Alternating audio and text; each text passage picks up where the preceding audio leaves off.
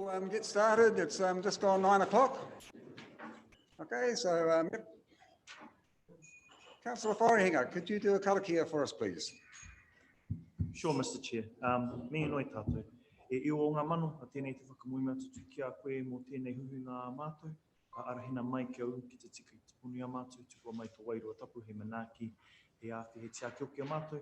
Anei mātou e tūhuru nei mō tō aruaru, ka tuku i tēnei inoi, I rongi I tino o tō mātou kai whakaora I Karaiti. Amen. Yeah, thank you so much. Welcome everybody to the Operations Committee meeting today. First off, do we have any apologies? Councillor Seymour. Okay. Moved by Councillor Takahata Brown, seconded by Councillor Sheldrake. All those in favour? Thank you. Right, declarations of interest. Any declarations of interest today? We're all interested. We are. Confirmations of non-confidential minutes. Moved by Councillor Burdett. You got a seconder? Seconded by Councillor Dowsing. All those in favour? And we move to page 15 for the action sheet.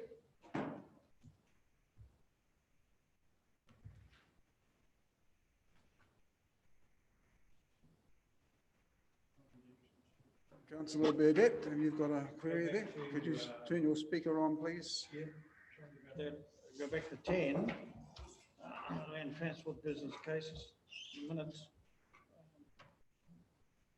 The PFG funding East Coast Road, specifically where is this? Is someone able to tell me?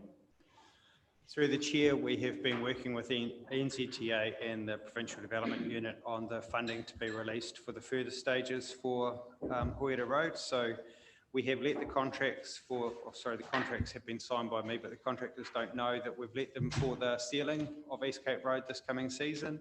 We have the emergency works that are underway, and then the further funding is waiting a Cabinet decision to release that. Supplementary to that, Mr. Chairman, does that mean that East Cape will get sealed to the bluffs? Through the Chair, this is the 1.8 million, which will do about 3 kilometres, so it will not be out to the bluffs. Thank you. Is there any other queries on the action sheet at all?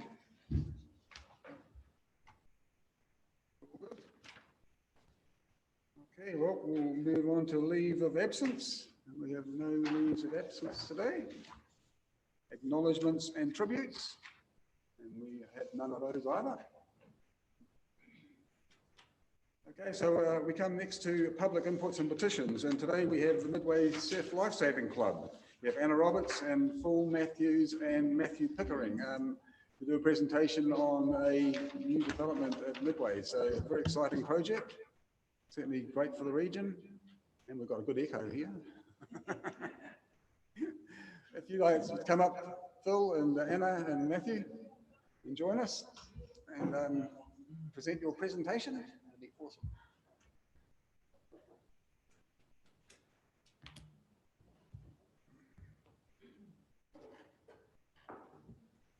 Good morning all.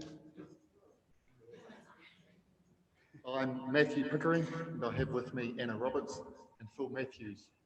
And we are 3 of the 6 trustees of the Midway Surf Rescue Community Trust. Did it go okay?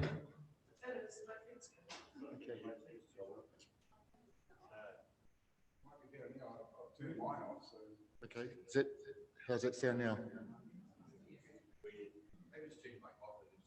Just yell. We change lights.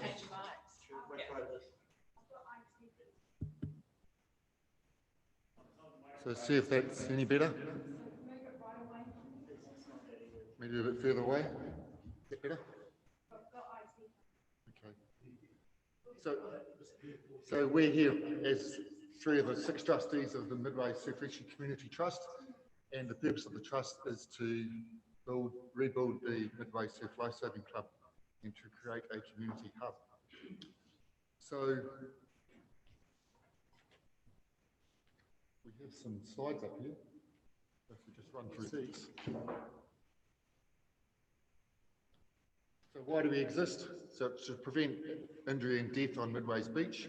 It's not just in front of the surf club, but working with Waikanai, along to Waikanai, and then the whole beach right down to the Waipoa River. So there's a few statistics there as well.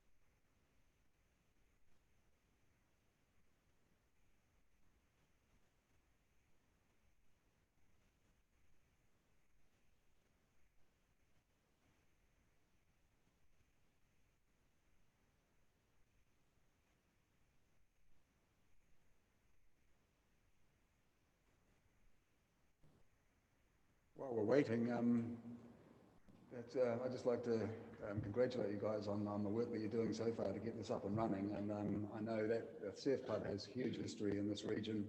There's many stories that have been told about great events in the day. I won't actually mention one, but it does have a national record. Yeah, but no, the whole area is such an icon, and with the Olympic pool complex there, it's a really major area of Gisborne, and certainly a big area to be developed for the future, that's for sure. So I think we might be ready to go.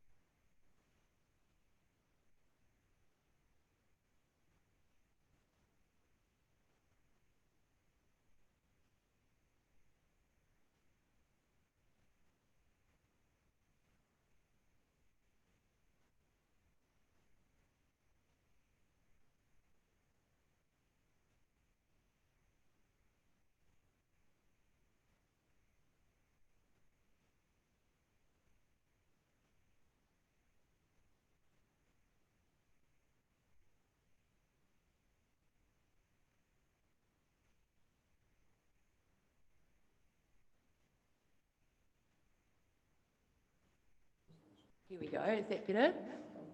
Oh no.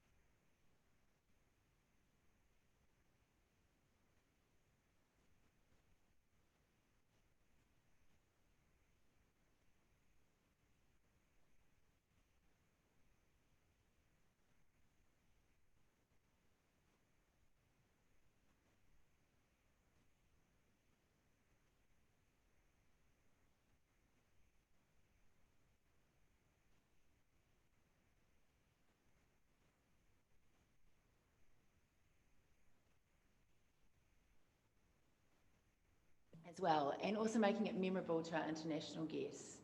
And then also what's really important here too is the integration of the swimming pool and the community hub at Midway. So it's seamlessly linked as a go-to recreation destination, not only with people flow, but with traffic flow and also key viewing points. So, and also linking all of that in together is the story of our iwi, of our people, and getting that created throughout the themes and landscaping and preserving that history for generations to come. So then with regards to our third part of our vision, which is the not just creating or having Midway Surf Lifesaving Club as a heart, but also extending that to create a community hub. So first part of that is providing modern digitally functioning meeting areas, such as conference facility and also hot desks for community groups and also for commercial hire. And then also in alignment with the community's faculty's strategy of sporting hubs, so creating shared facilities for like-minded coastal aquatic groups, such as Gisborne Board Riders. And then finally is really exciting is we're currently creating a coastal aquatic academy for high performance. So this is all about bringing together community groups, individuals and teams to connect, collaborate and succeed. It's really exciting. So what we're wishing here is to create a high performance offering around leadership, around inspiration and culture through customized trainings, workshops and speakers. So currently now, for example, if you take the NIPA program for the 3 to 4, 5-year-olds, and then they come through Surf Lifesaving lifeguarding programs, and then they get to the 14 and we find our membership starts dropping off. And it's here the youth are of that age that we just want to inspire and excel and make great citizens, really, don't we? And this is a way of doing that, and we don't want it to be exclusive either. So it's bringing in other community aquatic groups in this way, and then drawing in all our leaders and experts and international athletes in the area and coming up with something really special and giving back to the community. So thank you. That gives you an outline of our four-pronged vision. And now I'm going to hand over to Phil Matthews, who's going to discuss the collaboration that we've done to date. Thank you. Thanks, Anna. Yeah, look, this has been a journey that we've just been working on the last 6 months. This is a journey that we've started exploring pathway 2.5, 3 years ago. And yeah, we were fortunate to have COVID, where we saw some opportunities. We saw some opportunities that we were all working from home and our businesses were shut down. So we had a lot of work done in a very short period of time around this project. And there was an opportunity through the Crown Infrastructure Project Fund. So a lot of acceleration got done around to meet those guidelines. And then subsequently, the Provincial Growth Fund has grabbed hold of this and are currently asking us questions. So there's, I guess what I'm trying to say, it's just not something that we're coming to you that we've been working on 6 months. It's been a long, long journey, and you know, we've been working hard. We've been doing a lot of collaboration with other sporting organisations, from Comet Swim Club, board riders, triathlon, discussion with Sport Gisborne. We've been talking to other community groups like Gisborne Holdings, Trust Tarafiti, the iwi, the mana whenua of the area, Thelma Kiriana, Stan Pardo, Omo, Ronald Napier. So we've really been reaching out to many organisations that are going to be affected, and also it's really important to us that this is really authentic. Okay, so we just don't want to go down a path that suits just our selfish, you know, surf lifesaving. We really see this as an opportunity to draw in other community groups and create pathways for individuals outside surf lifesaving, and that's really the hub of what we're trying to do here in that location, and we're really excited about it. And you know, we're here today to give you an overview of our journey, and also ask you for your support. You know, to make this happen, we need community support. We really do, and that's what we're here to do today, is just to give you an overview of the project and say, get behind us. And you know, as a community, we're really passionate about this, and we really want to make it happen. So on that, let's just finish off. Anyone got any questions? All right, well, thank you, Phil and Anna and Matthew. Yeah, if anyone got any questions to the team, please. Councillor Dunn. Thank you for that presentation. It's fantastic. I'm aware that Gisborne board riders are looking at having a club rooms as well. Is there a possibility of having a venue for both sports? We've been having conversations with Gisborne board riders, and just to see what their needs are, and then when we are clear what we are able to do as a building space, how do we fit that in? What can we do to work together so that collaboration continues? Thank you. My second question was, it's great to see that you're talking to mana whenua. One of the things that's in the sort of past 5 years that's really stood out is putting a layer of culture across our buildings and infrastructure. This building, for example, in our library. Do you have intentions to do that sort of thing with the life-saving building? Yes, in fact, we've already been in meetings with them and speaking, talking specifics. So our architects are speaking with them, and especially with Thelma and Stanley, and discussing like the concept designs and how we can incorporate the iwi story into our design. And it's also really important that that's in alignment with the pool development as well. So what we're doing there, that story can get passed all the way through. Councillor Robinson.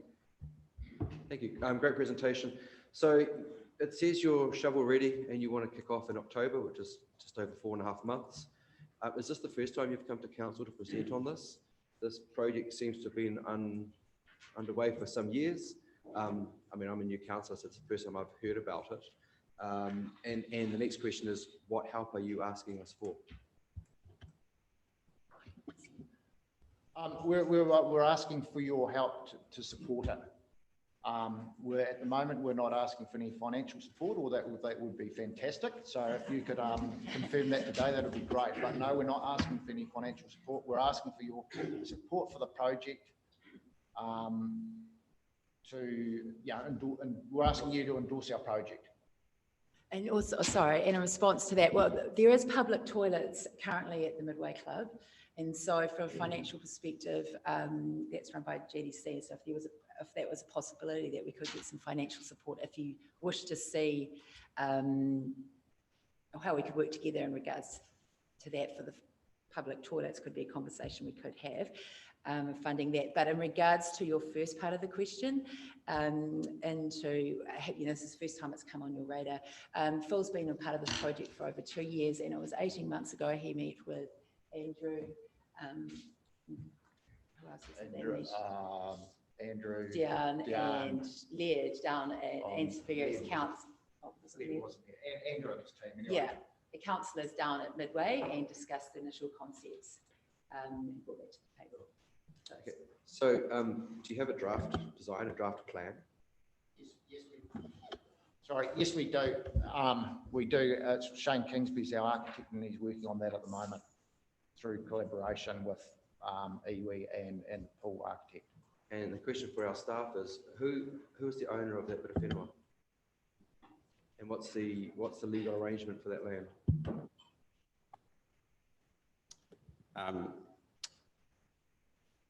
We propose after this meeting or this presentation that we will put a report to your next meeting, because there are a whole bunch of land issues related to this proposed development. So there's an existing lease. They're talking about continuing within the footprint of the existing lease. So that's possibly quite straightforward. But council is the owner of the land, but there are, of course, there are other interests in that land as well. So lots of questions around commercial elements, such as the restaurant and that sort of thing, that we need to work through. But we're in the same position as this group in terms of the pool, for example, around shovel-ready projects. So we acknowledge and respect the timing pressure that this group is under, so we do everything we can to help them expedite their way through the process. Question: what sort of land ownership issues might there be? Because if this is 4.5 months away from kicking off, and we only meet several more times before then, there's not that many opportunities to update us on this. So can you be more explicit about what actual landmines there might be in this pipeline? No, I can't be more explicit, but I can flag that this is public land, that there is an existing lease on it. They want to use the same footprint. I have some questions in my mind around the commercial exclusivity elements in here, which already exist in the current restaurant, but we need to work through those issues, and we'll do that as quickly as possible to try and support them. But it is a short time frame that we're working to here. Councillor Cranston. Okay.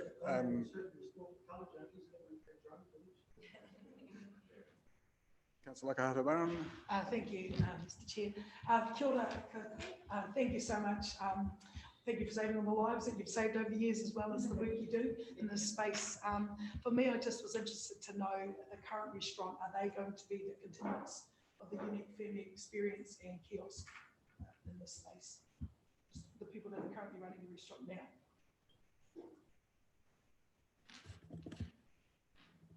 So the existing restaurant tenants have a lease, which is in place. And so we'll be working through the implications of that as we go forward with the project. The Midway Surf Lifesaving Club has particular values around family and community and giving back with community service. So those values are very strong, and we would like to see that replicated through everything we do and who we're associated with. Sorry, just, Yeah, we don't, just I live yeah, across the road community, from. yeah, there's a commercial interest in that, so it's not really probably the right question to ask and probably put them on the spot a bit. Sorry. I think, yeah, Councillor Sheldrake. Thank you. I just want to ask a question around the sports science thing. I'm quite involved in another sport, and you mentioned it, triathlon. And I remember years ago, Dr. Steve Bentley down the Aberdeen Road, down where the gym club is, had a sports science small facility set up, and he got frustrated after a while. This wasn't getting used, but that's probably honestly 20 years, 25 years ago. So do you intend like having that sort of medical support, like seriously at a level? Are you talking maybe the likes of Stephen Sheldrake would bring the Olympic triathlon team to Gisborne for a weekend or something like that? We don't envisage having a full medical, scientific, biomechanical type operation. However, bringing that sort of expertise to share that with certain groups can be certainly beneficial. We look at the individual, the first thing they need to learn is about self-responsibility, and we do that through the surf lifesaving. That goes through life, so we can offer that in some sort of training or workshops or whatever that helps whoever wants to around that.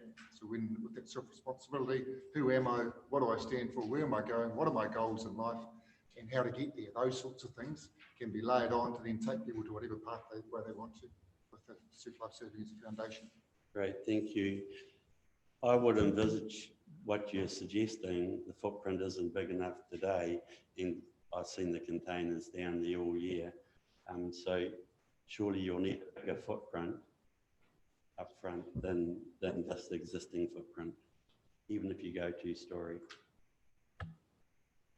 We've done some functional work very closely with the users of the club and done a lot of space functional work, and with repurposing and relaying out the current floor, and relocating some of those facilities upstairs, it does give us enough room on the existing footprint to be able to deliver the needs current and into the future. Right. No, I think it's a fantastic project. Well done. All the best. Thank you. Councillor Dowsing. Thank you. You may be aware that the next item on our to discuss today is a community facility strategy. Are you included, represented in that at the moment? And is that your intention in terms of how you'd like council support to be given?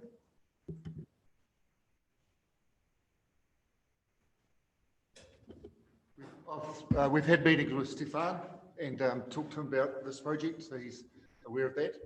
And so, yeah, that whole community hub piece fits in. Yeah, we understand what that is and what we can do to support that, which Paul mentioned. It's not just about Midway Surf Lifesaving Club members here, but what we can do for the wider community, and particularly around those coastal aquatic sports. We've also had some conversations with Abby Banks in regards to that. Good morning. Thank you so much.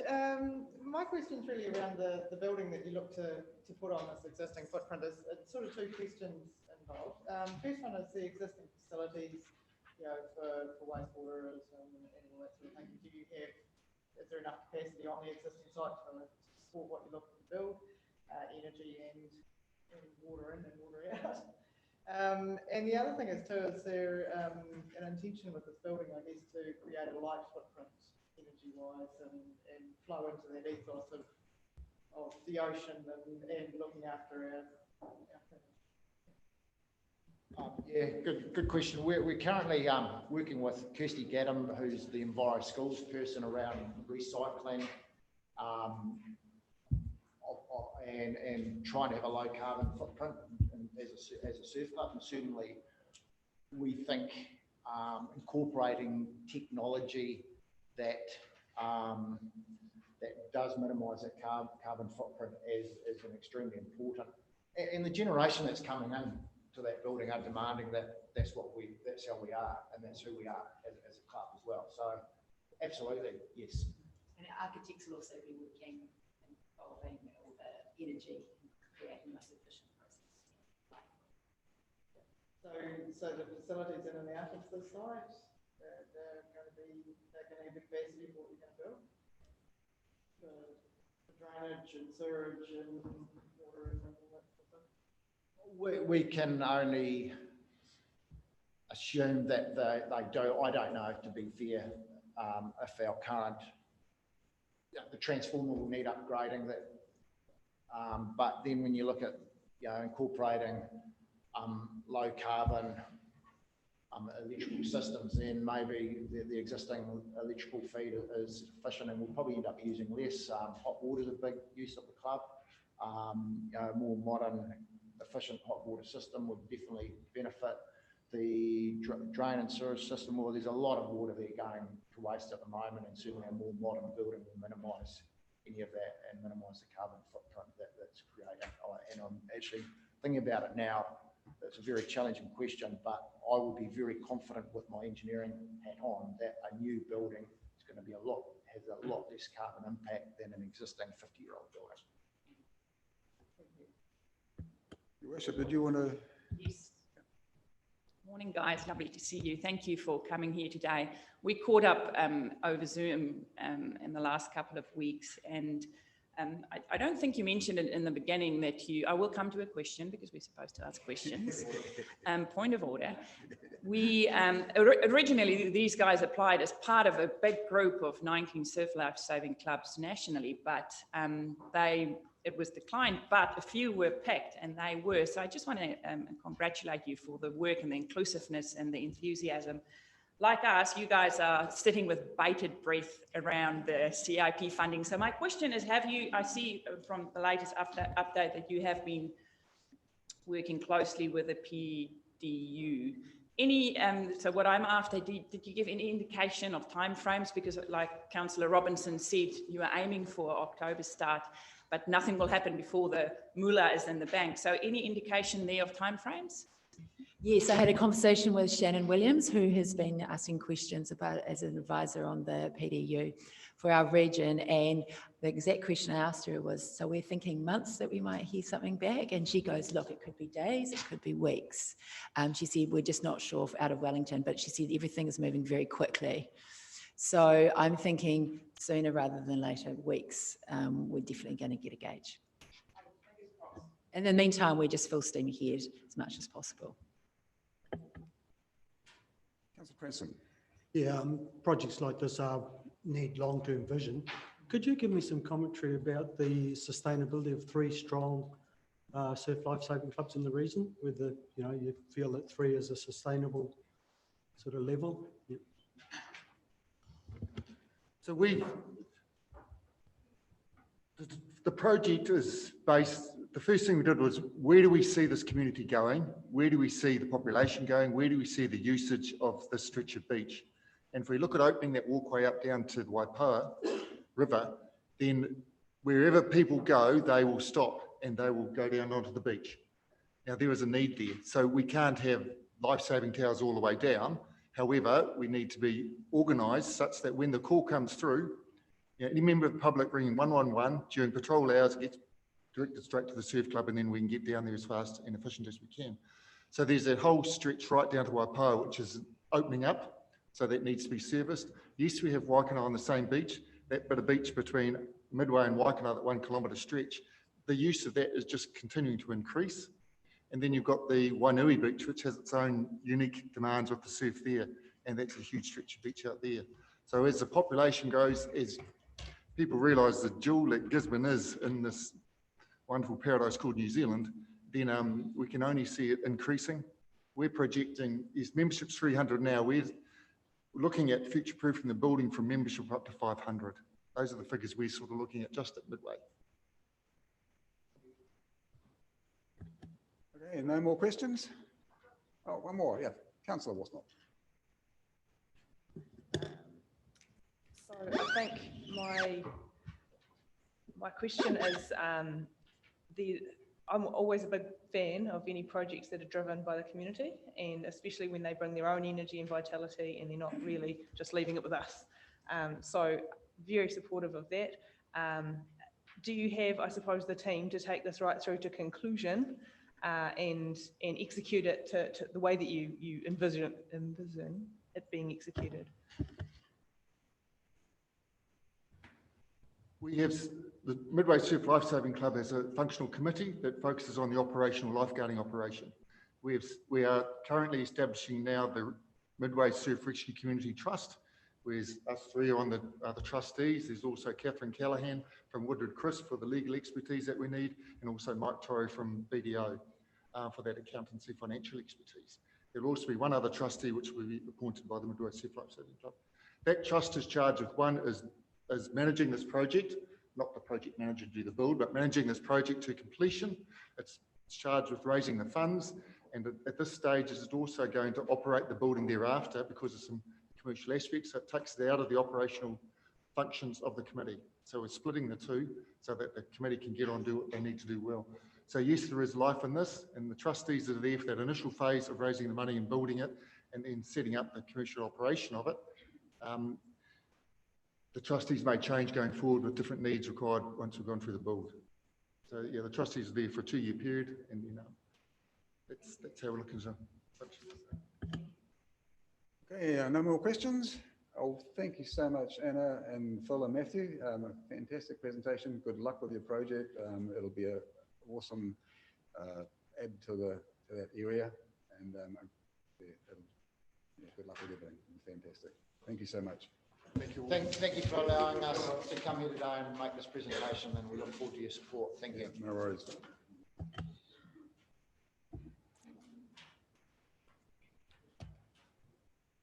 Okay, we have no extraordinary business.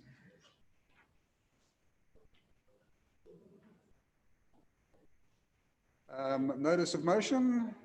We have no notice of motion. Adjourn businesses. Adjourn business. We don't have any of that. Reports of the chief executive and staff. Okay, now we've got some decision reports here on page 20, and also a community facilities partnership advisor, which is a presentation. And after that, we've got the Endeavour replica update. We've got members of the public here related to the Endeavour replica update. So with the committee's approval, I'd like to bring that forward so we don't keep our customers waiting.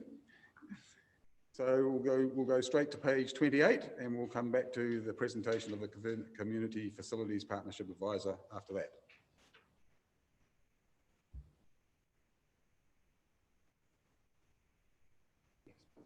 Okay, I will, on page 28, Endeavour replica update, we'll hand it over to Mr. Andrew White, and we'll hear. Thank you, Mr. Chair. I just have one comment to make, so take the paper as read. It's a fairly short and straightforward paper, hopefully. Just make one comment. So there's a reference to resource consent requirement to install in the initial locations or the original locations. We've since determined that the resource consent is not required, so that $8,000 is not part of the cost. We're down to $29,000 for to the structure, not the $37,000. Councillor Dunn and Councillor Cranston and Councillor Ackerman. Yeah, I'd like to move recommendation 3. Right. Moved by Councillor Dunn, seconded by Councillor Cranston. And we've got some other comments from Councillor Ackerman. I was wanting to move one recommendation because I would like us to discuss what we learned during the Taha commemoration space as a council, because for some it was a PR nightmare in respect to what that whole navigation story was about, based on discourse from local iwi and particularly tangata whenua of the region, And again, it was highlighted further into a political space because our government decided it was real clear we needed to learn more history in our school curriculum. So today, I guess I'm really aware that this is quite a contentious and at times, hurtful space, because the replicas do symbolise imperialism and colonisation, the arrival of it to this nation. Now, whilst people will constantly say to us, you need to get over it, you need to move on, we're all in this together, we are one, lots of statements like that, iwi do get tired of that rhetoric, because this isn't about biculturalism, this isn't about that, this is about understanding this intent in regards to a world that is very Western. I've been assimilated many years now. So I just want to know why we can't go back to the community, or if we can, please, seek the widespread community input, because it is a contentious issue. And we have to get better at courageous conversations about our past in order to embrace our future. I want to be part of a New Zealand that gets into a space of restoration, but in order to get there, we actually have to understand there are still ongoing grievances. And to just place things back, to me, doesn't embrace what we could do better to move forward. So what did we learn from Te Aha? And I believe there was a lot of learnings from all people, not just Māori, but for all people. I just want to put it out there, I'm of Scottish, Welsh and English descent too. So this isn't about one part of me, this is about all of me, trying to understand what is this council's role in ensuring this region's story is truth and where it's shared. So for me, I would like to have more feedback, to consult with tangata whenua in regards to the location of these replicas. I believe that's the right thing to do. That's my opinion. So, thank you. Councillor Cranston. Thank you. Just the history is that there was a condition assessment on the Cook Endeavours, and they came down as they were assessed as being not in poor condition. So the intention always was for them to go back up there. So there's an argument to be had about existing use rights, and how it is put in the documentation is along the lines of maintain the previous levels of service. So when people were approached to fund the Endeavours, they were under the understanding that they were going back into the locations that they'd come from, and that they offered money on that basis. So we do have that expectation on us. There will always be the conflicts with this with iwi, you know, there's no two ways about it. But what I've seen in the last 5 or 6 years has been so encouraging. It's been so good for this community. And I'm talking about the Wales Tooth, the Te Maro, what's happened at the library, what's happened here, Puhi Kaiti. You know, all those initiatives have been really strong Māori-driven initiatives that I personally have not wanted to be part of that decision-making at that higher level in determining what went where. I left that to Māori, and I'm grateful that I was offered what the outcome of that was. So there has been a shift. There's been a definite shift. The emphasis on artworks and art pieces and things like that has been very Māori focused, and I think we're all grateful for that. We've seen things happen in this region which have really benefited us all. Now, the Endeavour replicas are part of history. That is history. There are elements of that history that are unsatisfactory and sad tragedy, but it is history. It is history, and you know, we do need to represent it, and we need to have that balance. And the replicas do put a bit of balance there. I question whether going to iwi as part of consultation is something that iwi want. Do they really, and this paper is about the location of the Endeavour replicas, do iwi want to be a major player in that conversation? Or would they want me being a major player in the consultation as to where Te Maro went, where Te Puhi Kaiti went, where the monument at Cook's Cove went? I respect that Māori came up with the best decisions there, and they gave the best result for the community. So there's going to be conflict on this, and is the conflict better resolved by saying, well, the existing status was this, let's get on with it, because we can consult till the grass grows over our heads and there will be conflict at the end of it and there won't be agreement on the location. All that will come out of this will be extended, don't shake your head, Nadine. You're going like this, just, yeah. Okay. So any conflict like that is also going to very much increase the cost of this initiative. You know, at the moment, we've seen costs increases, which have made this a difficult project. But those cost increases, if we're looking at change locations, which will then require resource consenting, which will require more engineering solutions, which will require all these different things, will add further cost to the project as well. So I see this as being something which is going to eventually end up being the best decision, being accepting that there will be differences and accepting that this is the best way forward. And for me, that is the best way forward. So that's why I support them going back in their location. Councillor Gregory. And thank you. Can I just ask, somewhere in that report it says that there's been some previous consultation with tangata whenua, and what was the result of that earlier consultation with?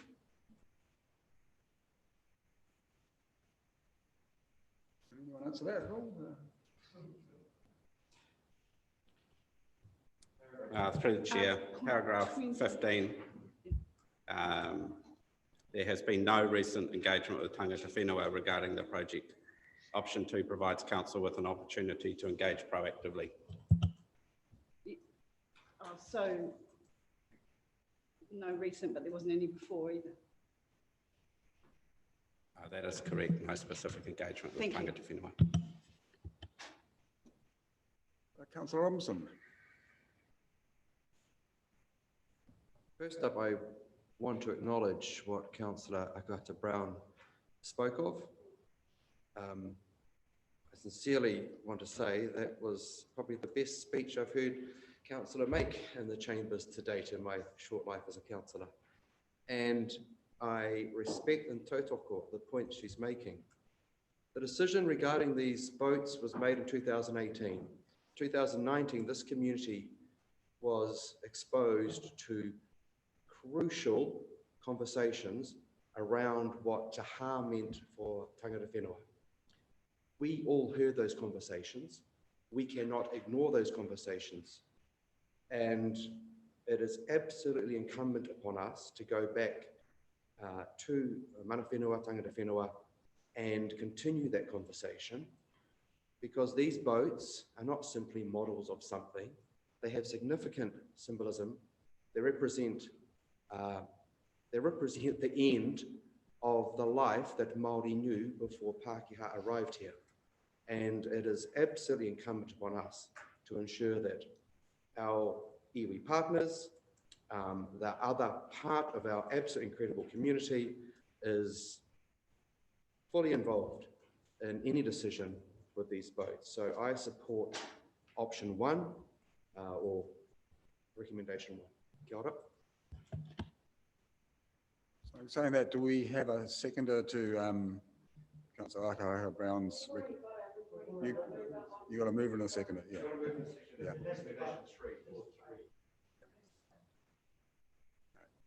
Okay, any more comments, please? Well, sorry, Councillor.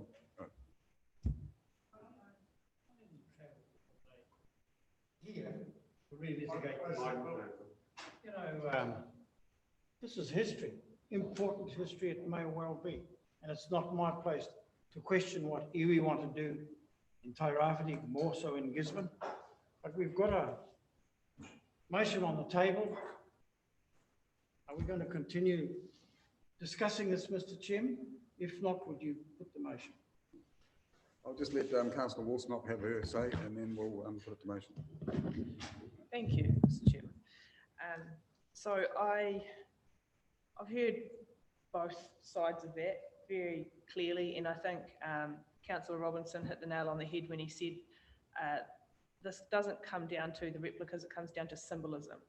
So for probably 90% of the people in this city, they're ambivalent as to whether or not we put it up. In other words, the people that have put all this effort into making these probably should have their effort recognised and have the endeavours put up. They, as Mr. Cranston has said, they made them and invested an awful lot of time and resources in good faith. Having said that, symbolism is extremely difficult to navigate successfully. We will not be able to do it. Ultimately, if we do reinstate these replicas where they were, I would like to know if the council have done or have any understanding of the likelihood of them being vandalised. If we accept that they probably will be vandalised, then we put them up knowing that this will happen. If we fail to put them up, we sow in a lot of ways further division, because we essentially acknowledge that the project that was embarked on in good faith has been hijacked by some people with a grievance, not necessarily with the people who actually have made the Endeavour replicas. So my view is that this needs to go, this is a decision to be worked through with the people that feel strongly about this. The people that are opposed to this decision need to sit down with the people who want to put it up, and they need to understand that actually the intent of putting the replicas up is not to invalidate somebody else's view. We're in a very difficult position because no decision that we make is right in everybody's eyes. I think we all know that. It doesn't mean that that we shouldn't make a decision, but I do think conversation needs to be had. Your Worship. Thank you. My opinion is that we can do this just so much better. We're having a small little discussion today. This is a big issue for our community. I know, and I don't want to turn my back on our friends here today. I want to include them as well because they have fundraised, they've worked hard, they've done a lot. But I do agree that this is a contentious issue in our community. We are the leaders in our community. What do leaders do? They do go out and ask opinions. And I do know you are frustrated. I do know you have worked so hard to fundraise this money. And I know people do want the Endeavours up. I do think in 2018 and 2019, discussions started, and everyone's aware of that, different in our community. And I would love for us to go out and ask a little bit more. I want to commit, though, that we do not stretch this process out. You guys have been waiting and waiting. You've fundraised so much money. You've done a lot, and I want to acknowledge this here today. But as the Mayor, I would feel comfortable for us just to make sure we include everyone in this discussion. It is a big discussion. So my wish would be for us to put a definite timeline to tighten up these recommendations a bit today, to make sure we ask everyone, not just iwi, we ask everyone that want to submit on this. And then once we have community feedback, we then make a decision. So for me, I'm uncomfortable with both recommendations today. I do think we can tighten it up. Personally, and like most of you, we have spoken to, I've had so many phone calls and messages in the last week, probably 20, 25, from both sides. So there is a need for people that want to talk or want to be part of something. So I would feel disappointed today if we do not allow our community, in the spirit of what has happened in the last 2 years, to not take part in this. I don't know how we can do it better than these recommendations if we maybe put a very tight time frame and give you guys certainty as well. I know this is probably not what you want, but as the Mayor, it feels to me, from the feedback I have received, it would just make sense to include and then make a proper decision with where we would not usually, when we have a paper and we talk about community engagement, or where people who have been contacted or not, we would say, but why have you not asked those questions? So that's just my opinion. And I would not be honest with myself if I didn't raise what was raised with the community in the last week or two. So hopefully we can do some tightening up here, but that's just my opinion. Thank you. Councillor Whainga. Thank you very much, Mr. Chair. Yeah, similar to the Mayor, I've received messages from right across the spectrum in regards to people's opinions, our community's opinions in regards to the Endeavour replicas. And yeah, they've actually all been very very considerate, and there's nothing that's been like super way out or anything like that. There's been acknowledgements in regards to history, and I haven't heard none of the things that I've seen come through have said tear them down, and none of the things that I've seen come through have been erect them all straight back up. You know, that kind of thing. It's that the conversations that have come across my table have been about, you know, we need to acknowledge our collective history. We need to acknowledge what's going on. But I did want to speak about two things that have, I think were probably the two most poignant opinions. There was one in regards to history, and I acknowledge what Councillor Cranston said, and I absolutely agree with that. I spent times playing on the boat that I didn't realise was an Endeavour at the Adventure Playground, you know, that kind of thing. So when this first came across, one of my conversations actually in 2018 was, man, wouldn't it be kind of cool to have another one of those maybe down at the wharf? It seems like that would be an appropriate place to kind of have it. You know, like there's not only a history in regards to our people's histories from the 1800s, but there's also a history of, I guess, engagement of us 80s, 70s children, 70s, 80s children in regards to interacting with things like that in our community. So yeah, so that people aren't as opposed as I think maybe we're assuming around this table. Also on the other side, again, not opposed, but one of the other things that was poignant from mana whenua was when these first went up, mana whenua was still mana whenua, and they didn't get the opportunity to have a kōrero then. And now's an opportunity to have a kōrero now. So, and again, the opportunity to have the kōrero wasn't, we don't want those to go up. It's about our due process in regards to what we're tasked with right now, and that's what we're elected to do. I've always been clear that my first priority is to consult and engage as an elected official with those who are mostly affected by the decisions that we make, and I feel that we should be consulting. I do agree with Mayor Stoltz that it does need to end. It does need to have a finish date. I think that we also do need to agree as well that not having them somewhere in our community is not something that we want to do. That's I want to definitely, I think that it would be a disservice to the people that have done all of this hard work to create these things if the outcome was that they don't go anywhere. I feel that they do go somewhere. I feel that they do belong in our communities. But it behoves us to have that conversation with our community about what that looks like and how that goes. So I will be, yeah, I will be supporting one with massive limitations in regards to where we go with that. Thank you. Councillor Sheldrick.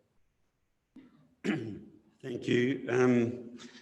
I thought Councillor Cranston articulated it well. This has been around for a very, very long time. It's gone around and round and round.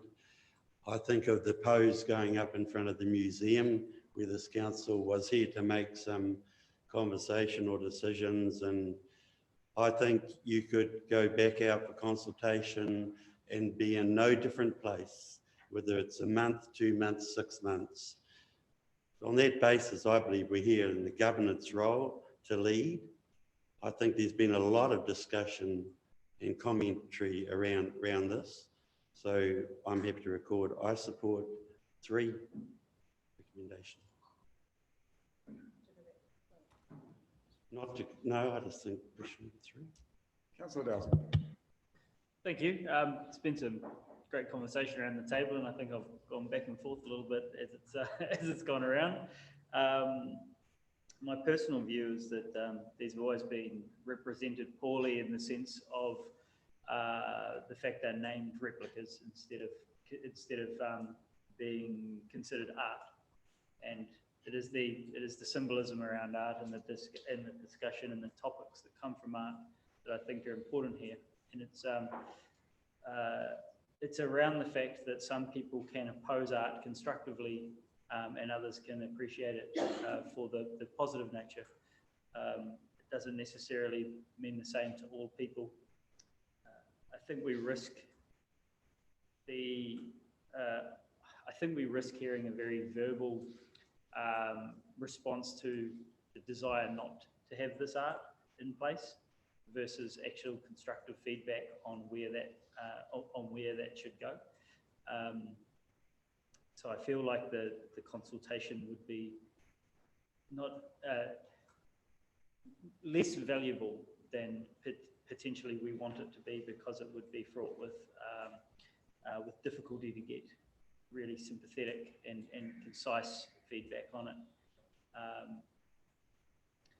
Because of the nature of art, I'm going to make my decision on that, and I think it's the right decision to erect these and allow them as the talking point that they are, whether that be positive or negative. I think it's a conversation starter, and it should be put out there that we've got this as part of our history and we should discuss it. So I'd like to see them re-erected. Councillor Faulkner. Thank you. I also have probably like Councillor Dowsing swayed a wee bit across the line in listening to our conversation this morning. But I'm firmly of the opinion that these are a piece of art. And goodness knows I can look at artwork and go, oh, geez, that's hideous. And other people can look at it and go, wow, that blows my mind, it's stunning. So what I would like to support recommendation number 3 for the simple reason that I think it respects the sheer amount of hard work, the discussions,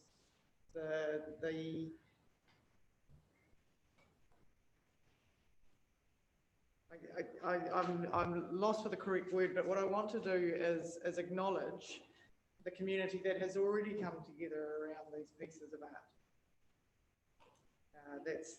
That's what I would like to see done respect to. So I would like to support number 3. Thank you. Any more? Well, there's been a lot of conversation. Thank you so much for the constructive conversation of it.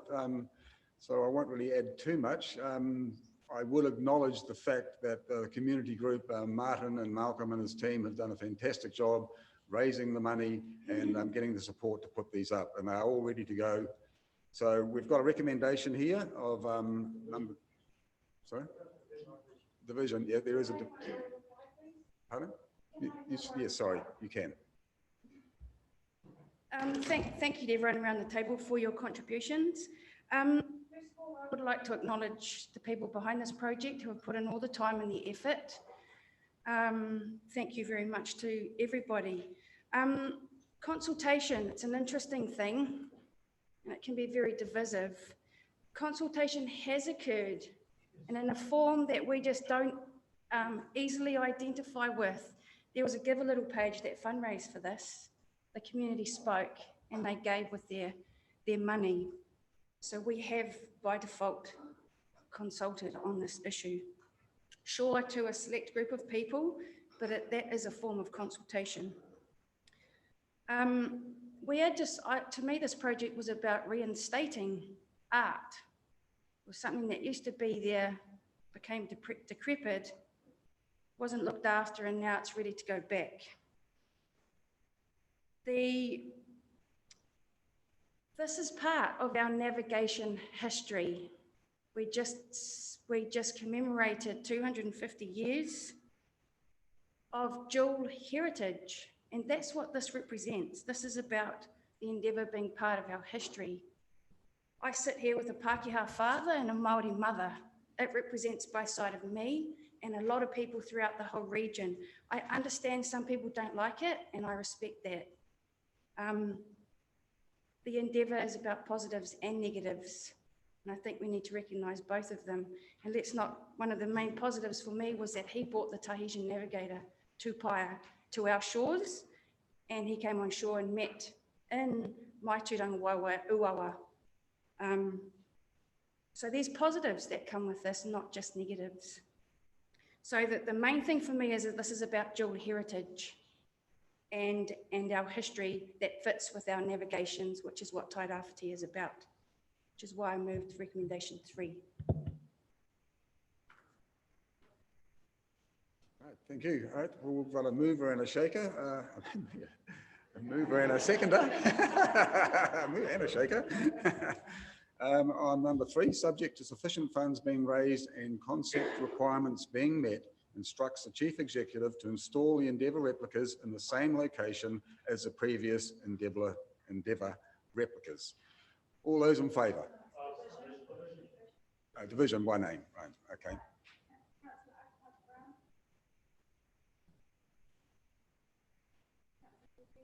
Yes. Councillor Frankston? Yes. Councillor Darwin? Yes. Councillor Dunn? Yes. Councillor Gregory? Yes. Councillor Faulkner? Yes. Councillor Foster? Yes. Councillor Robinson? No. No. Councillor Shelrow? Yes. Councillor Worship? Councillor Cunningham? No. Councillor Wilson?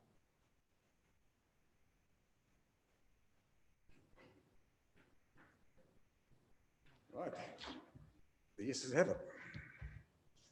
Right, we'll move on to our next. Oh, yeah, we can too. Councillor Cranston. Just put a question outside of that, because it's not purely in scope.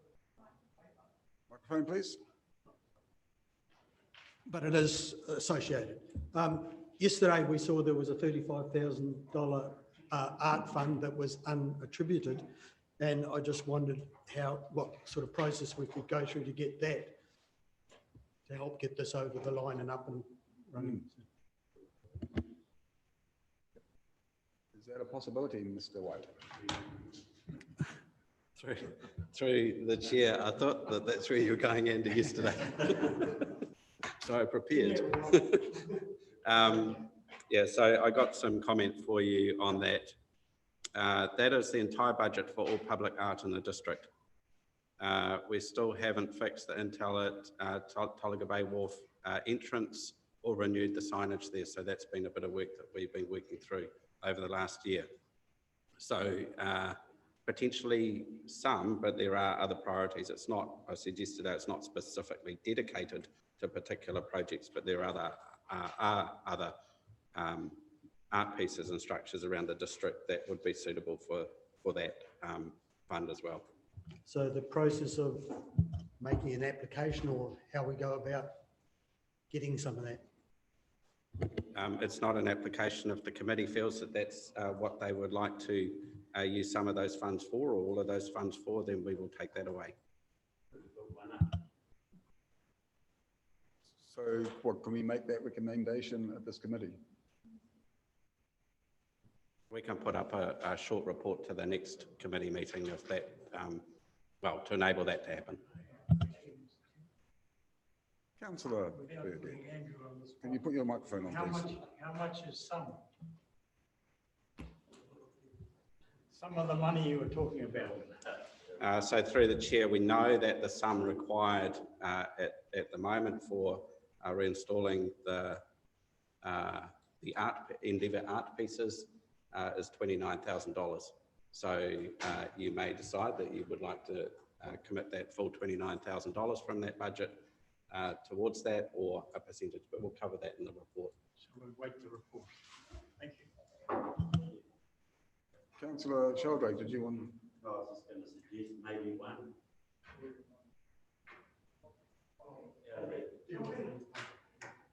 Okay, right, we'll adjourn for morning tea. Thank you.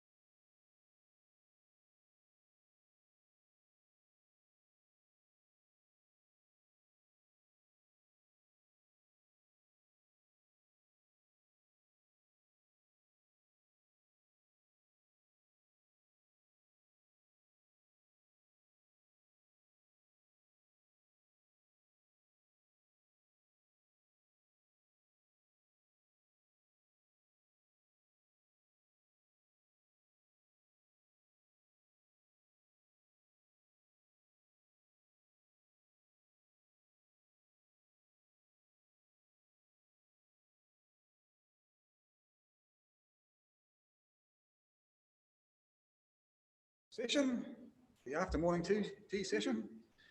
And we've got a Community Facilities Partnership Advisor, and we've got a presentation for that. Mr. White will be doing the presentation. It's over to you. Thank you, Mr. Chair. Abby Banks will actually be doing the presentation, but I'll step in as I need to. I think I introduced Abby when she first started in her role. You'll recall that the role is a role that has been funded in partnership between Sport Gisborne, Tairawhiti, Trust Tairawhiti and Gisborne District Council for I think it's a 3-year fixed term, and the purpose of the role is around implementation of the community facility strategy with quite a strong focus around the large priority projects that are identified in the strategy. So the way it works is that Abby reports to a non-decision making forum, which is the Community Facilities Strategy Implementation Steering Group, something like that, which includes myself, Stefan Pashif, the Chief Executive of Sport Gisborne Tairawhiti, Ordine Grace Kautia from Trust Tairawhiti, and Nadine and Gavin from Trust Tairawhiti are also members of that group when they need to attend. And so we support Abby in developing her work program and implementing her work program to the point of recommendations to come to the various partner organisations, or the 3 partner organisations in this process. So we've promised for some time that we'll get an update from Abby on where things are in her work program. She's fitted in really well. She's running a good ship in terms of engagement and delivering the things that we need her to do, to the point that we are developing we've started developing quite a strong case to central government for funding for priority projects in the community facility strategy, on the understanding that actually to implement the community facility strategy is beyond the capacity of the region to fund.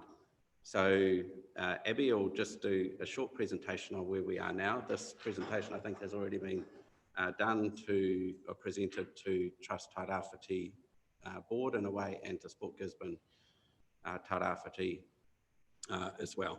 So Abby, if I hand over to you.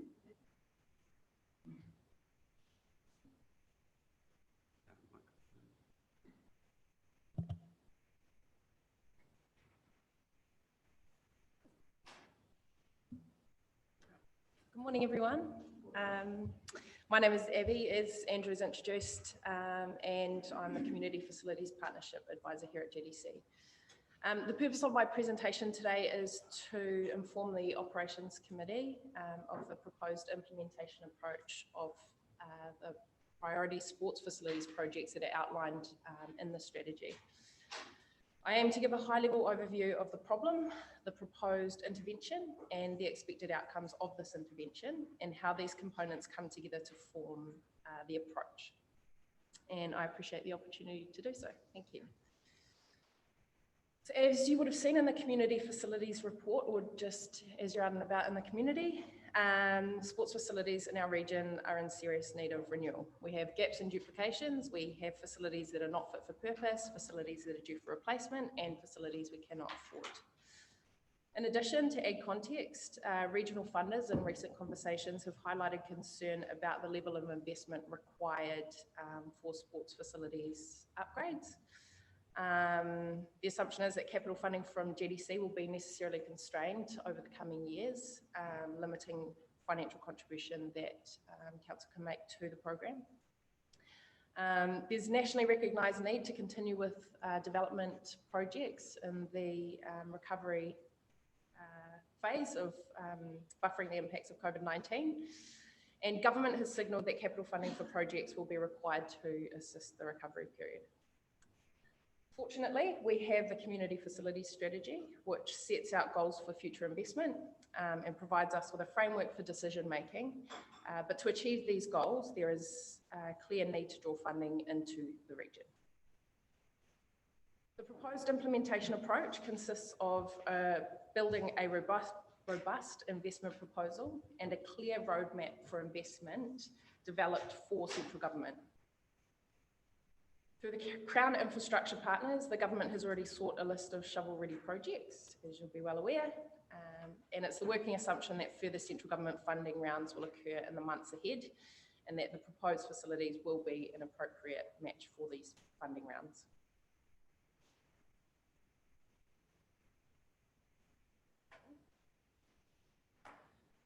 So, underpinning the work or the approach is improved wellbeing outcomes for Tairāwhiti. Wellbeing provides the essential building blocks for investment. First, we evidence our wellbeing shortfalls, target development to address these shortfalls, and then demonstrate that improved wellbeing will have a direct and measurable economic benefit, and therefore a significant program of investment is required. The logic behind building a case for central government is on the slide here, as you can see. And as it suggests, the government has recognised a significant wellbeing shortfall by identifying Tairāwhiti as a surge region. That's sort of PGF language as I understand, but regions requiring early investment. It's known that there's a negative correlation between low levels of wellbeing and sporting participation. There are well-proven links between activity, wellbeing and other health outcomes. And evidence suggests that having the right facility in the right place increases activity levels. Our current facilities were mainly built in the 80s and are no longer, or are functionally inadequate or no longer fit for purpose. And replacing the facilities is beyond the resources of the community self-funding. Therefore, we come to the investment logic around the fact that external funding is required to address this issue.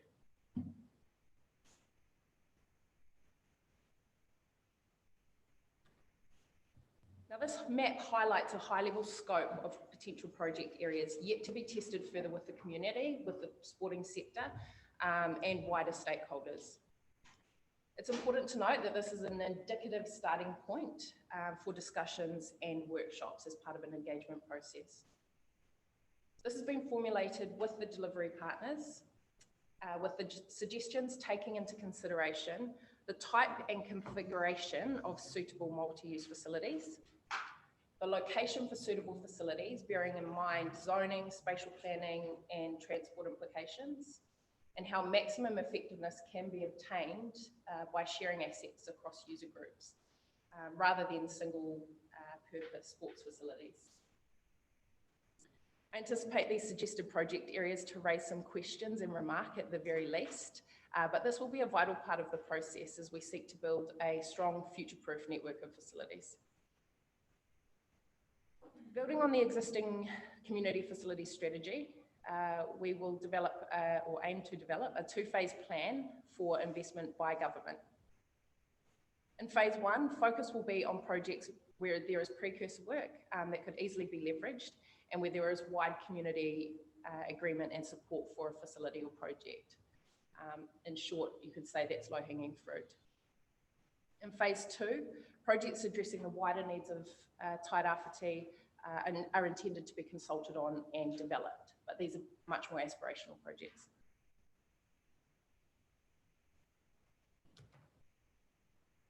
As mentioned, the concept map is yet to be tested with the community and wider stakeholders. The community and these stakeholders will be essential to building the application. Two questions will inform the engagement process. What should go where? So making sure we get the right facilities in the right places. And how should the facilities work? So making sure that each location has the right configuration of activity to support the facilities network. Community stakeholders will provide input through the workshops, so the resulting facilities meet the needs of Tairāwhiti, and this will build on two important principles: that the community facilities strategy continues to define the objectives and priorities of the facilities, and the resulting facilities are as flexible as possible to enable the greatest range of activity to be included. The consultation process or engagement process will include developing a timeline for the new facilities, as well as a plan for how existing facilities can be supported while the new developments are underway.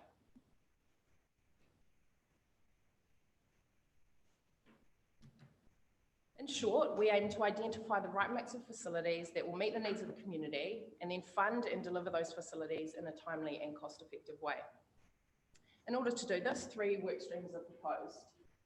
A facilities work stream will focus mainly on a master plan and supporting elements to show, with consultation from stakeholders and sporting codes, where the right mix of facilities and configurations should be. A financials work stream will be responsible for the business case and supporting material, including an economic and wellbeing analysis, which will be the convincing points for central government to act. And a communications work stream will underpin the whole process for engaging with and communicating to the sporting codes and the wider community to enable input and keep everyone informed of the process.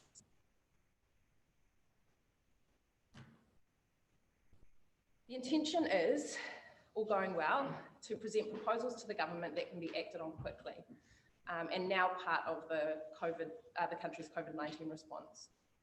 So we need to work at pace to ensure we can meet some important deadlines. During June and July, we're looking to workshop the options and configurations with the codes and community. We have existing forums through Sport Gisborne Tairāwhiti to do so, and through our partner organisations for wider stakeholder engagement. During July and August, we will validate the location and configuration of the facilities. August and September, we will check our development costs and timelines for the facilities are accurate. And throughout the entire process, we'll be constructing the business case and investment proposal for the government. With everything going to plan, we're intending to have our proposal ready for the government to consider by the end of September. With that, I will reiterate that a strong future-proof network of facilities made up of considered investments is what we're trying to plan and realise here. This will require a rethink of how sport and recreation facilities have been viewed traditionally. But in these times, I think we're all of the understanding that there's a need to look outside of the box for solutions and take a connected approach to rebuilding our community. Thank you.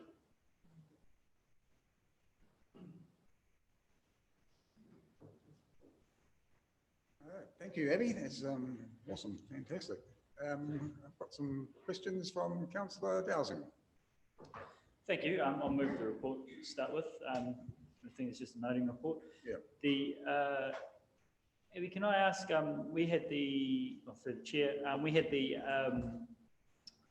Midway Surf Club in this morning, and obviously they've got a fantastic project which doesn't currently feature in the community facility strategy, I don't believe. Is it the right time to include it so that we show that we've got in-region support for that project? Yeah, so thanks for your question. That's right. I think the principle that we're trying to hold on to throughout this process is to support and endorse our project. There are a ton of outlier projects, as everyone will be aware in this room, that weren't captured as priority projects in the community facility strategy. And we're looking to support, endorse, accelerate these projects or incorporate them into some wider partnerships within this approach to make sure that those can be realised as well too. The work that I'm talking about here stems from the priority projects outlined in the strategy, but there is a lot of room to incorporate that partnered approach. Thank you. Yes, I guess my feeling on it is that the strategy should incorporate it. Whether our delivery plan needs to address it or not is irrelevant. We should also, as we go into the future, recognise what fit-for-purpose facilities we have got in region within that strategy as well. So it shouldn't just be a list of what we need, it should also be a list of what we have. Yeah, I think it's a great approach that we're taking. Thank you.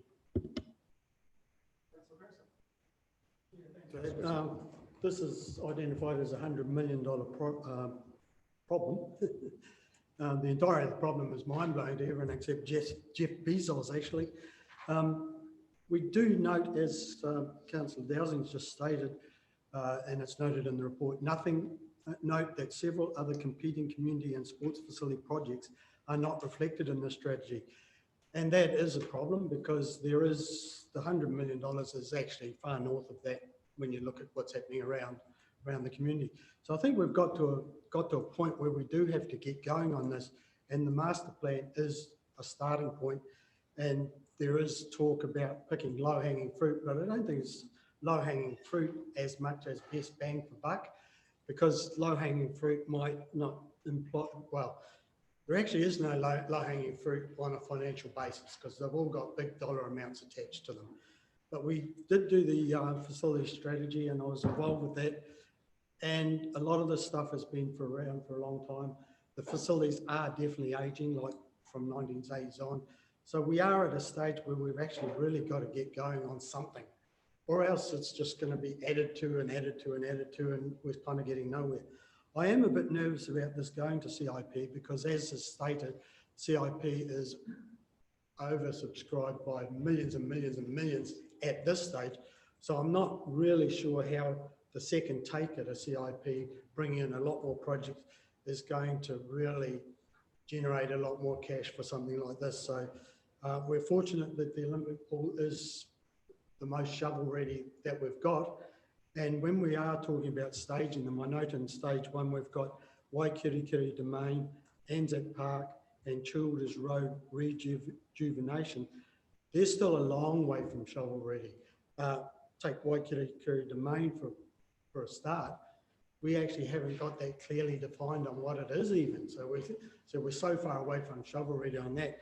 So when I go through these, I think that shovel ready aspect of it is kind of quite away for most of them, you know. So I just wonder what we are going to be able to put in front of CIP on the basis of, hey, this is almost ready to go, because I see them further away than I'd like them to be. To answer that, so you raised the point of an application to CIP, and sorry for any confusion in my delivery there. I've used CIP as an example of opportunities that have come up through central government of recent. Before COVID-19, the approach that was being built was along similar lines, but it was about taking the case for Tairāwhiti's well-being and being able to remedy that through our sport and recreation facilities to central government and explore what avenues, funding avenues there were through government to say, you know, tell us how, but this is our case and this is how we're looking to remedy it. So not necessarily directed straight towards CIP fund. Yeah, possibly where I'm coming from is with the prioritisation, I think we've got to pick something we can get on with. And I mean, that possibly will be determined by central government, but what they're willing to fund. And hopefully it's the Olympic pool or not. But if that prioritisation comes back to us, how do we get onto that? You know, because that's what we need to do. We need to say, hey, we can't do it all. 100 million is a big number and it's north of that. So how can we actually pick out something and say, let's put our focus on that and get that done so that we're making progress? Through the chair, if I can hopefully help a little bit. I refer often to the strategy being a long-term strategy, so the 20 or 30-year strategy of investment that this community requires. So what Abby's talked about this morning is 2 phases of work, which you mentioned, Councillor Cranston. There are some needs that are already quite well planned. So the Childers Road condition for some of the facilities there is quite poor. So if you think about netball, for example, the condition of the facilities is quite poor, and the code, along with Sport Gisborne, with some support from us, has actually done quite a lot of work around that. So there are some short-term wins here. Whakatua Park, there is work that has already been done that council funded through the Township Plan Fund in this LTP. So there was some business case work and thinking done there. So, you know, none of this is within the next 3 months. in terms of delivery, which is pretty much the expectation from CIP, as I understand it, when things would need to be started. This is still more of the long game, but it is still a government decision we are looking for, because the region does not have the capacity itself to achieve these wellbeing benefits from the financial capacity we have.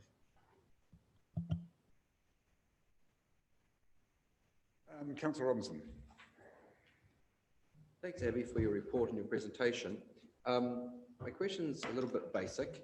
As I understand it, we've got many competing codes, we've got many facilities, and some aren't fit for purpose, and there's changing needs and demands. Where on the spectrum of analysing all those competing and changing demands are we? Has that exercise been done?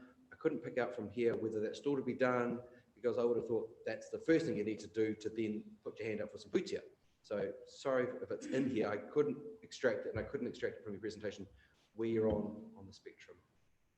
No, that's absolutely fine. And I guess, yeah, so the community facilities strategy has encapsulated quite a lot of work around assessing community need, which in the investment principles is the heaviest weighted principle in terms of making investment decisions. And this is where the priority projects within the strategy have stemmed from, essentially creating a framework for us to start bringing an approach together. So there is, throughout the process, there's an element of work that needs to be done to build the case. So a wellbeing analysis of the wider community, impact analysis. So that will be looking at the impacts of putting a project or a facility in a certain area and what the return on that will be in terms of wellbeing outcomes. And yeah, there is work included in the proposal to carry out the necessary analysis. So I'm thinking like Code A and Code B could work now together, because they don't need to have separate sports grounds. They can be here, and Code C can go over there, and that field can be used for something else. And that's pretty basic, like physical resource allocation. And then there's the whole larger discussion around health investment and outcomes and blah, blah, blah. So are you saying that is in track? That's going to be happening in July, August now? We need money to do that? We need to appoint someone to do that? Yeah, sorry. Yeah, so I guess through Sport Gisborne Tairāwhiti as a partner in the delivery of this, we've been holding sports collectives, a representative or representatives from each code in the community who are willing and able to come in to share and talk about what their needs are, and to talk through this process and to sort of take them along the journey. My role comes into play in terms of the partnerships element. I've been speaking with codes through the collective and separately, keeping informed as to where their feeling is around readiness to partner and to connect and take a hubbing approach, which is what we're looking at as the most efficient solution in this space for facilities.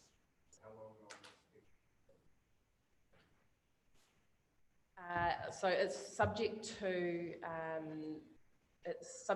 getting, I guess, initiating this project or this piece of work. How far along? There's engagement to be had to solidify the locations and configuration. We don't want to be the sort of trump on that. And from there, discussions are already being had between codes as to who's willing to partner, who's willing to come together, how their resources can support each other.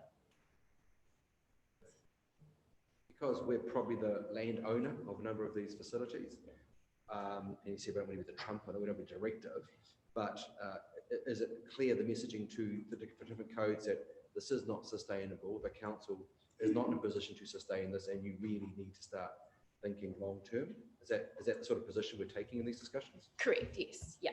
And in highlighting the principles of the community facility strategy has been occurring along the way.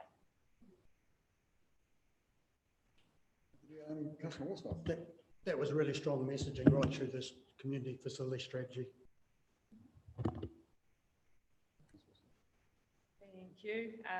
First of all, I'm really excited to see a framework that is capturing the need that we have. I agree it would also be quite good to have what we do already have that is up to scratch, just for perspective. I really deeply believe that this will play a big part in keeping our community positive, I suppose, through what are probably going to be really trying times in the next few years, particularly for those in our community with limited resources. And I think we have to, I'm hopeful that the work that you do in this area is something that we take out to our community as part of what we're doing in the long-term plan. I think there's a lot of use that it could be to us in our prioritisation. I've realised we don't have a lot of funds, but I also know we've had a lot of success with getting voting budget allocated because we had a really good plan that other people could believe in. So I see the use of this in that context. I guess I did wonder how, in terms of the prioritisation, are we gathering information around how much these facilities are used relative to one another? What is the information that's feeding into this? Yeah, so a significant amount of work was done in developing the community facilities strategy, I guess, prior to my implementation, around a sports facilities plan sits under that as well too. There's a lot of assessment in the community that has shown how many facilities we have, the participation rates, membership rates and things like that, locations of where key facilities are. There's a big piece of work there, but I would say that in all of this process, some of that just needs to be validated given the time period since it was endorsed.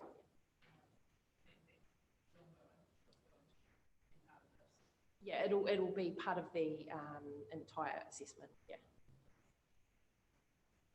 Thank you, Councillor Agahata-Brown. Thank you, Mr. Chair. Just a couple of points I wanted to ask about page 24. I just want to say firstly, thank you. This is a journey all the way through, like as many of us around this table have been on multiple journeys around sports facilities because of our interests and perhaps the sports we play ourselves gets us a bit passionate about certain codes. But for me, I'm heartened to see Waikirikiri Domain. Many people know I was involved with Papa Whāriki, and so there was considerable works done to interview that's Rohe, that neighbourhood in respect to our code ground hub space. So grateful to this council for the softball pitch because of course it's well utilised. But in your need of justification for national funding space, I was wanting to know what is it specifically targeting that you have to demonstrate that Tairāwhiti is a deprived community that is suffering from ongoing wellbeing deficits. It's always that rhetoric that bugs me when our region has got so much energy and good and health. It does. I know that we still have huge deprivation stats, don't get me wrong, I work in that sector. But do we always have to paint the picture of our pohara, whakaru, it's just time for a refresh, in my view, to stating what we do have. Our region long lives under a pretty clouded name, poverty, but we are now rising above that and becoming something significant, paradise. Always has been, but anyway. So I want to know, do you have to reinforce those statistics to get funders to even consider us?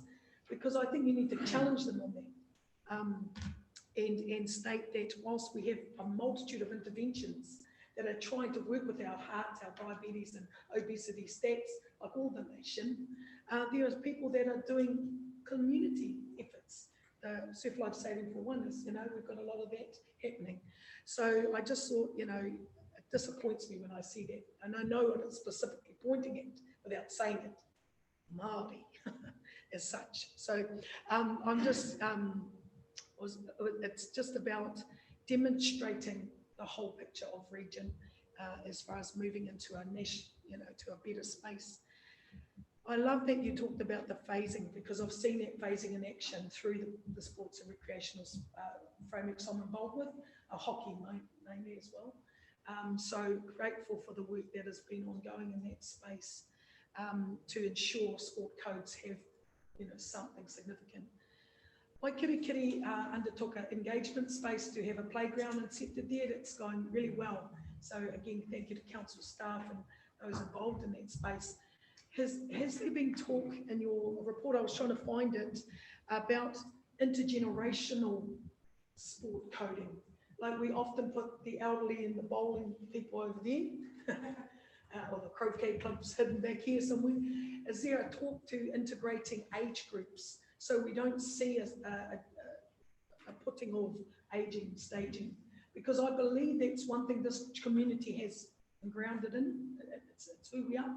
And of course, we looked after our elderly by staying home.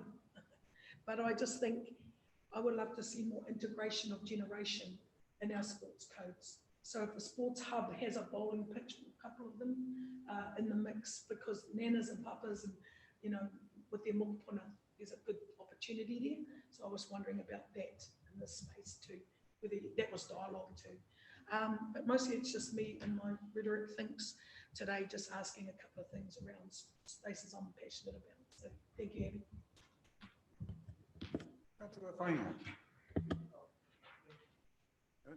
I think that there was going to be a response to sorry. Councillor Carter-Brown, and then I'll go after that.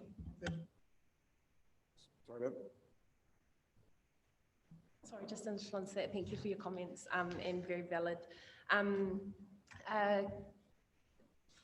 So what I pulled out of that, Waikirikiri, just to note on that project, through engagement or socialisation of this approach with some of our partner organisations, we've taken on some feedback to say that previous projects, e.g. Papawariki, as they were at the time, probably won't look to be repeated, but let's look at what the current needs are and how we can tie in with other, or particularly with iwi and other projects that have taken place since then, and how we can incorporate that all together. And the intergenerational part could come into that conversation as well too. Totally. Oh, yeah, sorry, yeah. Sorry, can I just make a comment on the intergenerational? So the approach is activity hubs, I suppose. Yeah. So activity hubs are not age-driven. They are actually about that activity, no matter how old you are, who you are, and that sort of thing. It's about trying to create a place where activity is intense and we are making the most efficient use of the facilities that are available. Councillor Whainga, and Councillor Burdett, and Councillor. Thank you, Mr. Chair. Mr. White, I was surprised to hear that these phase one projects, particularly the Childers Road project, wasn't kind of in the position of being able to land and start getting activity and things done just yet, because they've done a lot of work in order to kind of justify the mahi that needs to go into the netball courts and the rejuvenation there. So actually surprised to hear that that there's over the period of that's been reported on in this presentation, that there's actually going to be no activity down there, which begs the question: what is the length in regards to phase one? Acknowledging that you're kind of going, this is strategic, this is long term, but if in the report all the timeframes are TBC, and phase one doesn't have kind of any time frame around it, I'm really keen to hear from yourself and Abby in regards to what are we thinking in regards to timeframes for results. I understand that there's a CIP that we need to go to and we're waiting for these things, but particularly for me, for Childers Road, because that surface is just unacceptable for our netball players at the moment. My apologies, perhaps I didn't quite say what I meant to say, or might not have been interpreted in the way I meant to say it, but the point was not so much that that it wasn't urgent work or couldn't be done soon without the requisite resource to do it.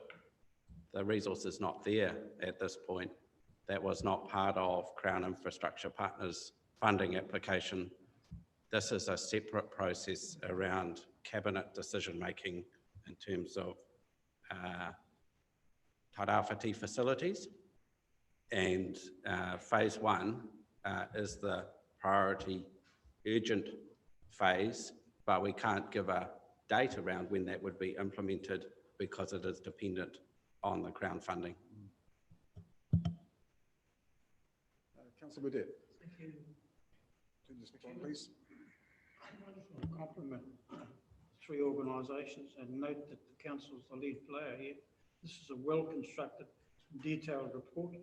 How you chose those projects must have been questionable at times. I mean, I just think back to the Papawhariki project the councillor referred to earlier. We actually, the council, 3 terms ago, allocated $1 million to it. But the principals involved, the trustees, there were other interests and they went. My question in terms of these particular projects, do they have the people with the commitment to make it work in the long term? Have you followed through on that?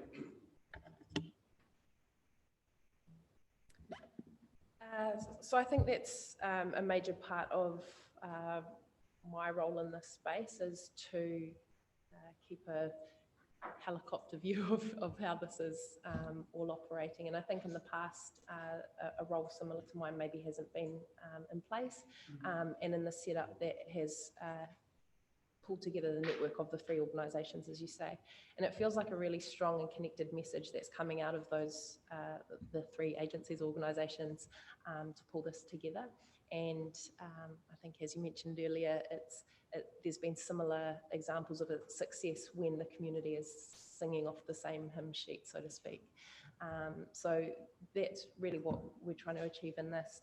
And yeah, I guess I would take lead on that. There'll be various project managers as we refine the detail and get more into a specific project and how it's designed and configured, who the players are. And there'll also be some modelling that's explored in a separate piece of work as we refine this down into the management and operational models as well too. I think that's something really important to consider, is the long-term viability of the operation of this. It's probably more significant than the actual capital build. That's a one-off, whereas the operation we're looking to be constant and sustainable. Sorry, Mr. Chair, I also second, that's something I forgot to mention, I also second Councillor Dowsing's moving of the paper. Thank you. Councillor Sheldrake. Thank you. Long time ago, I was involved in Sport Brisbane, and as an exercise, the late Wayne Callaghan and I tried to pull together all the bowling clubs, and it seemed logic. They were all struggling, but everywhere you went, you come across that one old hard head that said, to hell with this, you're not selling my place. And we wanted to build a super bowling thing where everyone went, which just seemed logic from the outside. But it is, so a couple of questions. Is there pushback? Like, does that happen? How is the engagement? Is it been well received, the engagement? Have you come across that? Indeed, I have.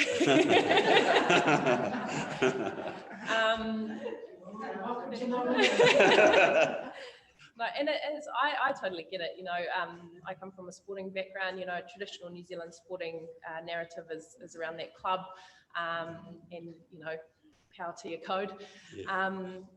I would also speak away from my own experiences in this space and take a comment that Trust Tarawhiti made as well too, having been in this engagement space for a lot longer than I have, that in our recent sport collectives, the narrative has definitely changed in terms of people's willingness to partner, to look at a more flexible solution for facilities. There's always going to be people who push back. It's the nature of the game, right? But I think there's a real opportunity here to show leadership in this space and to show how it can work. And if there are some really staunch groups that don't see the value in that at the moment, I think throughout the process, it is a timely thing, that the value will be demonstrated along the way.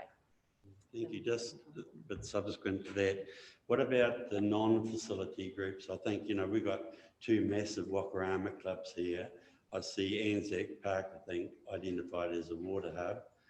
I don't see those two clubs, I don't know, I could be very wrong, going all to Anzac Park. It could not accommodate them, hand on heart. So, yeah, non-facility groups, I think, are like the cycling club. They've got no home. They don't really need a home. You talk to all those sort of groups in your consultation.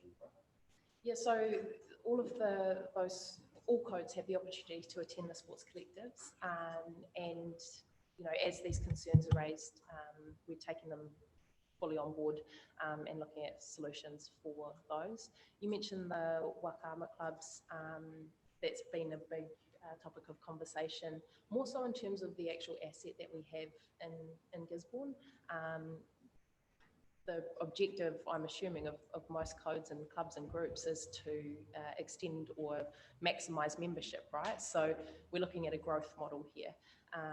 When you've got a limited asset, natural asset that you're working with, there are limits to that. So there is going to be a creative spin that needs to be taken on that. However, there have been some really productive discussions with our watercraft codes sitting around a table around how we can better utilise our waterways. Councillor Cranston. As part of that too, because of the process of the plan and that and the robust conversations, I think all the codes are a lot more realistic about the need to change and accept that going forward it's going to be a different model. So I think I've got confidence around that.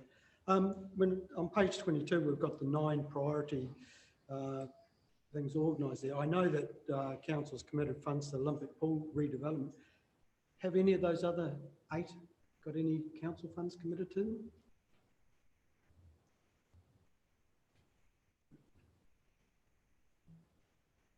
Yeah, if I can. So the projects that do have council commitment in the LTP, I believe, is artificial turf for Waikirikiri Domain, the Olympic pool,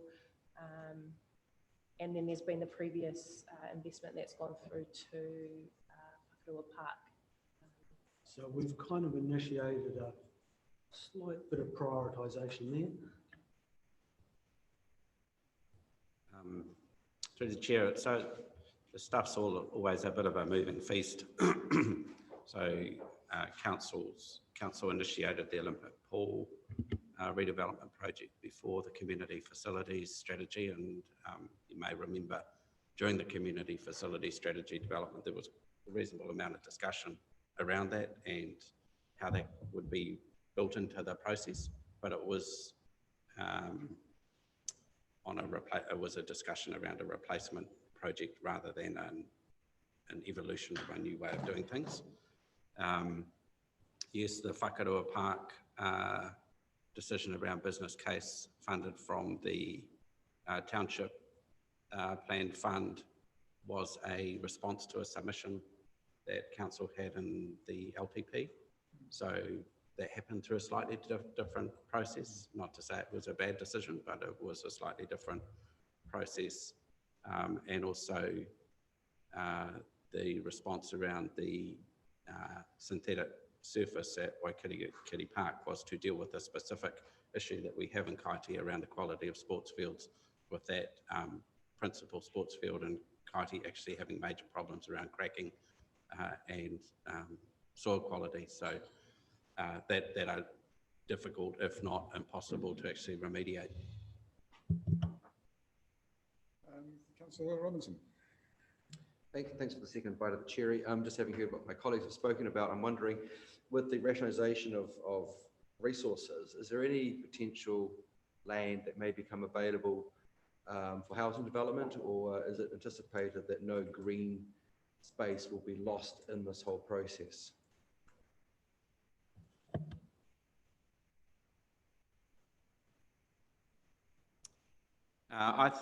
My professional view is that for this community to move to our new model, there will be sacrifices to be made in terms of what we provide now, how we maintain what we provide now, to be able to support the investment in the additional, or in the new way of doing things. And some of that will be really brave conversations. Abby's already having brave and difficult conversations through with the community organisations involved in this. But I think there will be an escalation of those discussions, because there will be discussions around location of codes and clubs, what the land, when people, or when clubs and codes move to other sites in the next 20 or 30 years, if that's what is decided, what happens to the land that they were on, how can it be put to best use, and that sort of thing. So I suppose what I'm saying is we shouldn't really have any sacred cows at this point in the process. This should be a brave and courageous conversation to get the best for the community. You're a brave man. So I just wanted very briefly to support what Councillor Akuhata Brown said around the tone of the strategic document. If we could infuse a bit more of our why into it, our why is around opportunity, untapped potential, the numerous voluntary hours that go into what people love doing, the hearts of our communities around our clubs and our codes quite often. I also found that particular section quite, I know we're appealing to people's generosity and wanting to target us. I do understand that, but we also have huge potential here, and I'd love to see that kind of shining out. Thank you. All right. Well, thank you so much, Abby and Andrew, for that presentation. We're certainly blessed with some great plans ahead, and we're certainly good to see some of them come to fruition. You know, the amalgamation of some of the clubs around the place has been taken as an obvious, I guess, and I think the clubs are coming to grips with what the positive outcomes will be. So watch the space, and hopefully we'll see some shovel-ready projects ready to go sooner than later with a bit of external investment.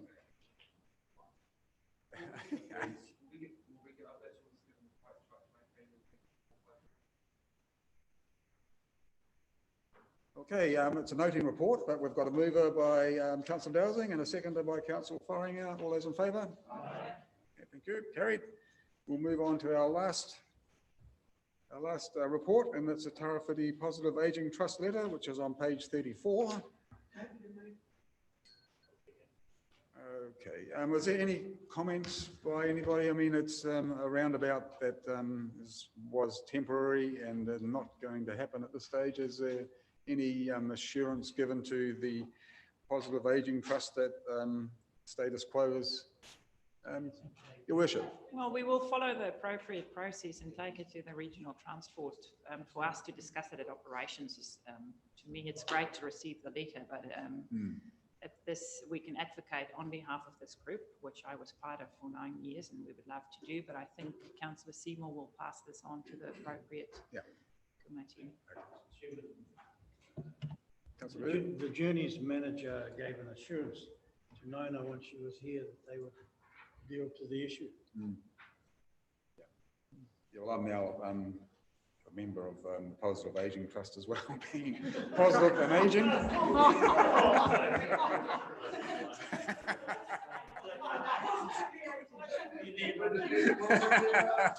I qualify.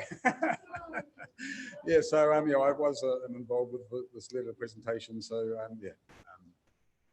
that's all good. Have we got a mover and a seconder, please? Moved by Councillor Burdett, seconded by moved by Councillor Dowsing, seconded by moved by Councillor Oakland, seconded by Councillor Dowsing. All those in favour? Right. Well, thank you so much for your dedication and devotion this morning. We've had some great outcomes and some good decisions being made.